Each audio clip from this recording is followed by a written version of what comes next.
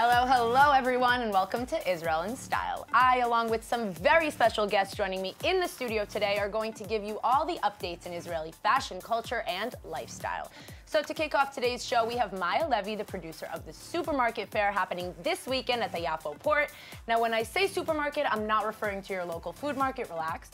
I'm talking the hottest Israeli fashion designers all gathered together in one fair with absolutely insane prices. I don't want to say too much, so I'll let you explain, Maya. How are you? I'm good, thank you. So why don't we start off by explaining what the Supermarket Fair is and what we can expect? Supermarket is a collection of 65 Israeli fashion, shoe, accessories, bags, swimwear designers that have come together for the weekend, Thursday, Friday, Saturday, to sell their stuff at starting from 50%. I confused you, right? Because I asked you before, I was like, so it's up to 50%. There's no way it's starting at 50%. No, it's starting at 50% off, up to 80% off. You're basically, you know, bribing me to come. I have to come and spend my money there. It's a really, really fun fair. This is the second time we're doing it. And it's just the combination of just the huge amount of designers, right, which is 65, together with the discounts, makes it you just see people with lots and lots of shopping bags, just really all the happy. Husbands are like crying in their homes right now, like, oh God, my credit card. So you said we can expect, right, fashion, jewelry, everything. Everything. There are 40 clothing, okay, and then you've got 10 footwear designers, and 15 jewelry, bags, and swimwear, and we've even got some kids' clothes as well. Amazing. And so they're all Israeli designers, all local, all from here, manufacturing here in Israel. Does it have any connection with Fashion Week that's coming up? It's we've got some that are participating in Fashion Week, but it's separate from Fashion Week. But it's the actual the designers that are day-to-day designers, right, and that you find on the shop, on the stores, Dizengoff Street, on Dizengoff, and in Noga, and in Masaryk. And it's actually an opportunity for these designers to sell their excess stock at amazing prices, and it's sort of win-win situation, right, for everybody. So these are their like latest collections. They're not the newest. It's not the new collections. It's both winter and summer. So you can either, wow, you can get ready for Pesach, get your clothes ready for Pesach, and for the summer for swimwear. And also there's still a little winter left. A little bit, so you get your jackets, your boots, whatever it is that they have in stock. Or get ready for next winter. Exactly, on 50 to 80% off, so it's like people just don't understand how to shop. This is how you shop. Exactly. You go at the end of the season to a fair like this. So this isn't the first fair that you have produced, right? Yeah. This isn't where you started. I also produce, together with my partner, I produce another fair called Shufuni, which is a footwear fair. Right. Which it's specifically footwear. It's specifically footwear. We have some bag designers as well. Okay. But it is footwear, and it's twice a year. The supermarket's only once a year. Shufuni is twice a year, and it's at the beginning of every season, and you have 20% off the new collections.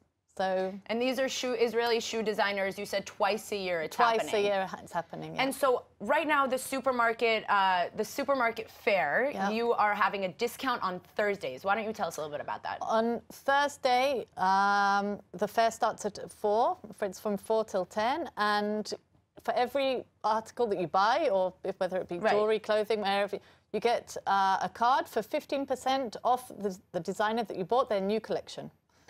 So you're coming there on Thursday, you're already buying for 50 to 80% off, and then you get an additional discount. 15% off the new collection. When you buy at the designer's shop or wherever, or studio, They're wherever. Specific ones, though. Yeah. Okay, and so why, like, how did you get involved in starting this? Like, why do this for the designers? We had Shufuni, which is really a great fair. You have 10,000 people coming in 3 days to buy shoes, and lots of How many people? 10,000 people. I thought I heard you wrong. Okay, that's crazy. Yeah, and then people were coming to us and saying, look, you've got to do something for clothing and for jewelry and so on. And then we decided that if we do a fair, there are quite a few fairs nowadays around, so you've got to sort of give people a good reason to leave the house.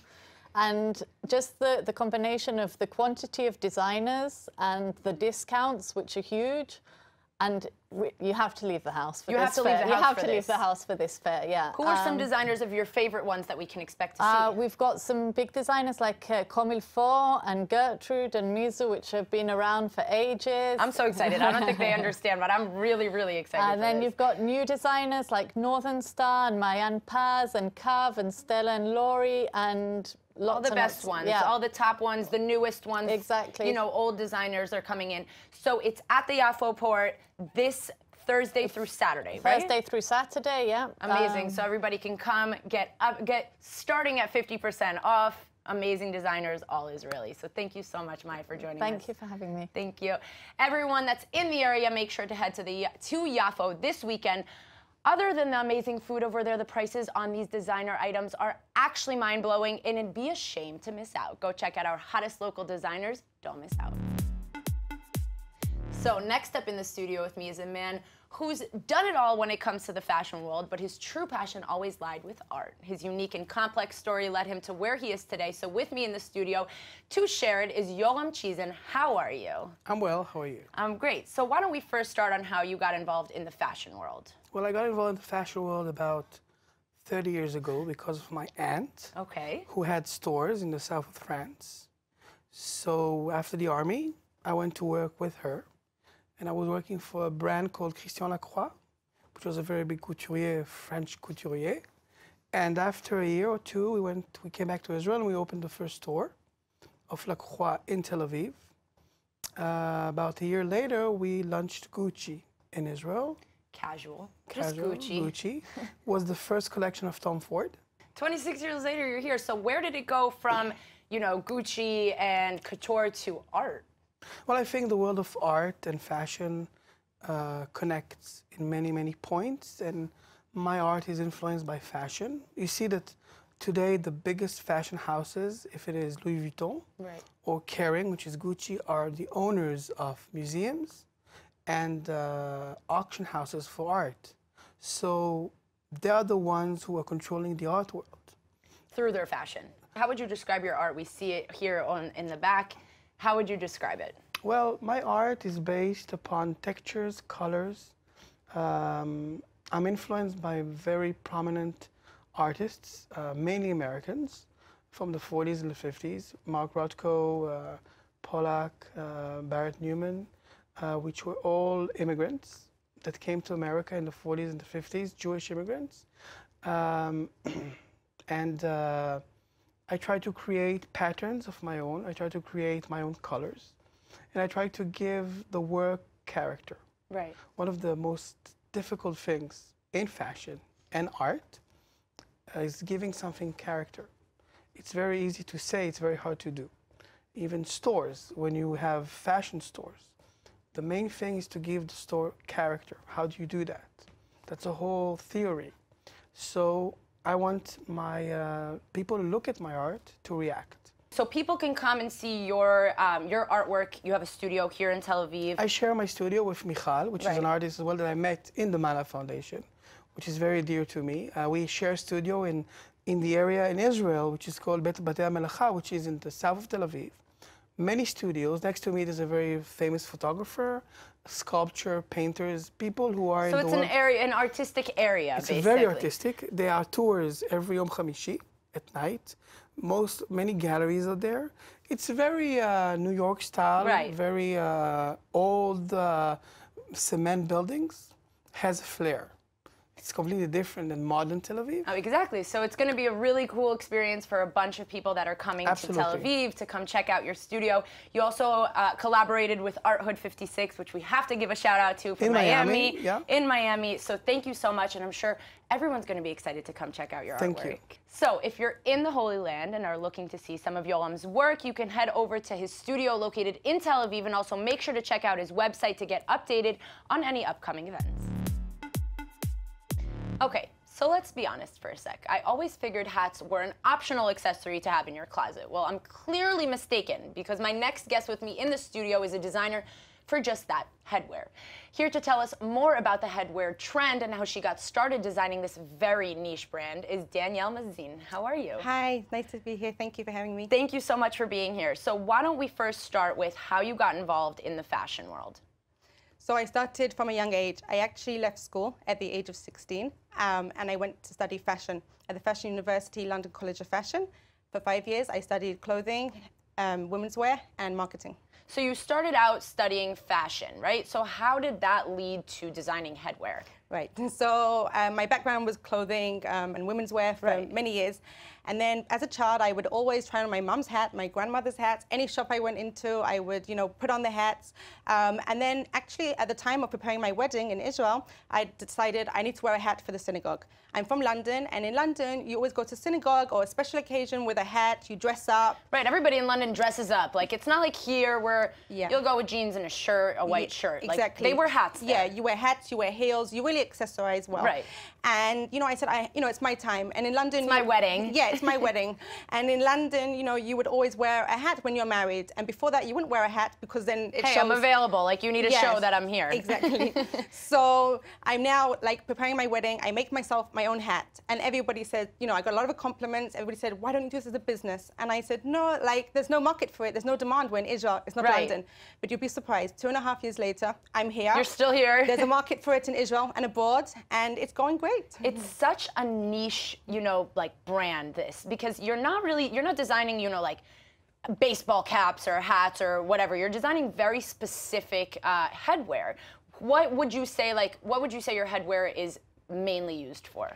So the reason why people are coming to me is because they're looking for something specific, something for a special occasion. Exactly. Whether it's a wedding, their daughter's wedding, their son's bar mitzvah, they need something specific that you can't find in the stores, and you can't find it, easily. Right. So they come to me, and we design together something that's very exclusive, very unique to match their outfit, and it's something that they don't wear every day. So they're not so used to it, and in the beginning they don't feel so comfortable because it's. So people understand me when I say that wearing hats are you're taking a risk. You're starting an outfit off and you're accessorizing. I read on it's your... It's an exciting risk. It's an exciting risk if you do it right. But the thing is that you're designing, your hats aren't ones that you're going to be really taking off. It's part of your outfit when you're putting it on in the morning. Yeah.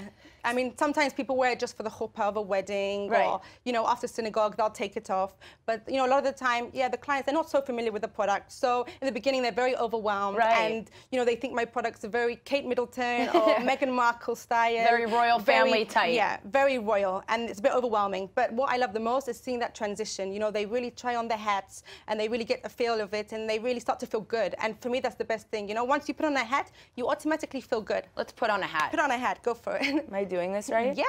You did it exactly. Oh, girl, get it. Yeah. That is what's up. You take a hat. This is called actually a fascinator, this kind of style, and the style you're wearing.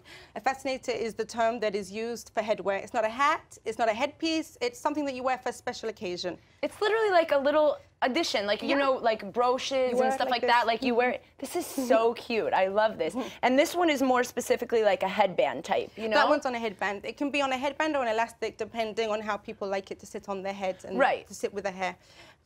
So we were talking about before how you were nervous to start it here in Israel because you weren't sure, if people would accept it as much or if people were really understanding. So what are some obstacles that you faced, especially having this niche of a brand, For us, our biggest obstacle, to be honest, is the fabrics. Yeah? Yeah, our fabrics are expensive. We use very good quality fabrics, and you just can't buy the fabrics in Israel. It doesn't exist. Headwear millinery is the term that you just can't find in Israel. So we have to go abroad. So we get all our fabrics from England, Europe, and the Philippines. Especially in the summer, we use, cinnamon, which is made from abacaxi.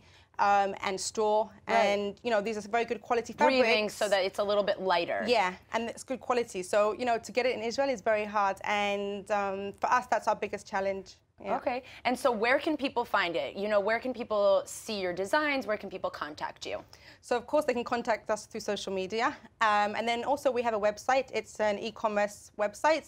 We ship worldwide. Yeah, wow, amazing. Yes, of course, all over. We're in 4 countries. We're in the States, in Canada, England, and in France. Amazing. And we also sell in 3 stores, 2 in Jerusalem and 1 in Tel Aviv on Dizengoff, Raphael.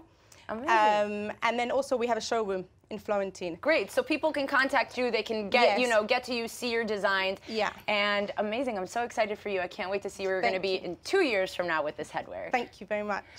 Well, you heard it and saw it here first. If you're looking for the perfect addition to an already stylish outfit, make sure to check out Danielle's website and Instagram to find the perfect accessory, like this one. So to wrap up today's show, as per usual, we have Noah Bonet here with us in the studio to talk international news. So tonight we are talking about the star-studded Sunday night's Oscars. That is what's up. We're talking Oscars. We're talking Oscars. Okay. Sorry about that. Yeah, sorry. We had a moment. Okay. Yes. Talking to me about the Oscars. Tell me about it. Okay, so on Sundays, the Oscars happened. It happened. Were people in black supporting the Me Too? Why? What's going on? I think people just like had a little bit enough of it. We had like, we talked about it before, we had like the pins. Right. We had the whole, you know, people are still talking about it, but they're just like, let's let it like chill a little bit. Like, we get it. There's a women's movement going on, and not everybody needs to be wearing black. We're gonna talk about it. Yeah. Don't worry. But it will be spoken about. Yeah, we want to wear something else, and I think it's a nice. There's a lot of white gowns. You know, Jane Fonda looked amazing. So I don't understand. So, I mean, I don't know about you, but I expected to see a lot more vibrant colors, and I saw a lot of white. Like, I thought to see, like, red. What do you say about this white? I think that because we were so into the black clothes. They have to contrast it? Yeah, because everybody had, like, all this kind of, you know, wearing black all the time, times up. It kind of, like, you know, it's kind of messed with people's head. They want to wear white, like the entire opposite. And it doesn't make the movement less. It doesn't make it less important or relevant. See, yeah, look how gorgeous. You see, people I'm loving this white. But soon we'll see Margot Robbie, and then that's where we take things onto the next level. Yes, Margot Robbie. Here, my queen. Yeah, she's wearing Chanel. She looks absolutely amazing. I love it. We have to talk really quickly about my girl Gal Gadot. She wore 2 dresses. My homegirl. You know, we know each other on a personal level. No, we don't know each other on a personal level.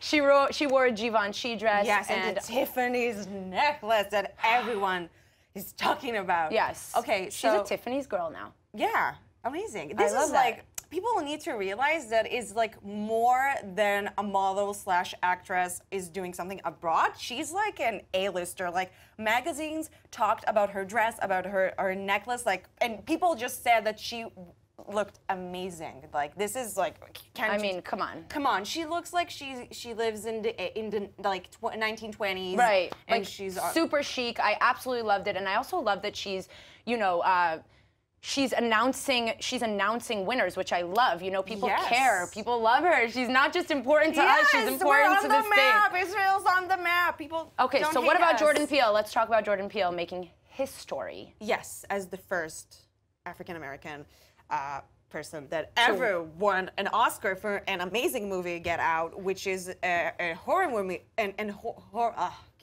horror movie. He won. I loved Get Out. Have you seen the movie? Yes, it's super scary. It's such a relevant movie, you know, with the entire police, African American, Black Lives Matter. This is very important, and you can see that this Oscar was kind of historical in some level. You have the first African American ever won an Oscar. Ever winning the screen, the yes, and you have the oldest person that ever won an Oscar, which is Call Me By Your Name, the director of Call Me By Your Name. We have Gal Gadot, which is our own piece of history. Really quickly, let's talk about Frances McDormand's speech.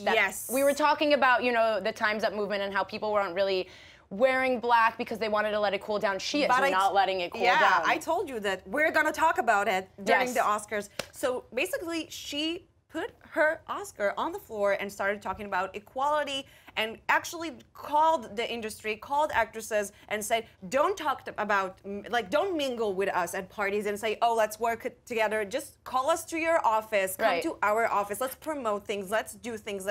Let's make the entire, you know, salary part. Let's be equal. Yeah, she put her Oscar down, and I actually heard it got stolen, and the man that stole it was arrested because he was taking videos on social media being like, I got an Oscar. And I saw the live video. Her name's written on it. So what were you going to do about that? Because he's stupid. And it was really funny. It was really funny. And they let him go because Frances said, like, it's okay. Whatever, I would probably steal one also. I was wondering if she, like, prepared this at home. I'm assuming that she did, and you know, she looked at Meryl Streep, and I thought that was probably they talked about the funniest thing for me was because she looked at Meryl and she was like, she asked all the nominees, all the women nominees, to stand up, you know, to make a statement to show that how many women in the room were getting nominated, and she looked at Meryl Streep and she was like, come on, Meryl, Come on, Mer. If Yeah, you I do mean, what yeah. everyone will, I was like, okay, girl, I have you guys to say, plan like, to this. give like a little note that Meryl Streep. I saw this funniest meme that Meryl Streep looks like the fairy godmother from Shrek.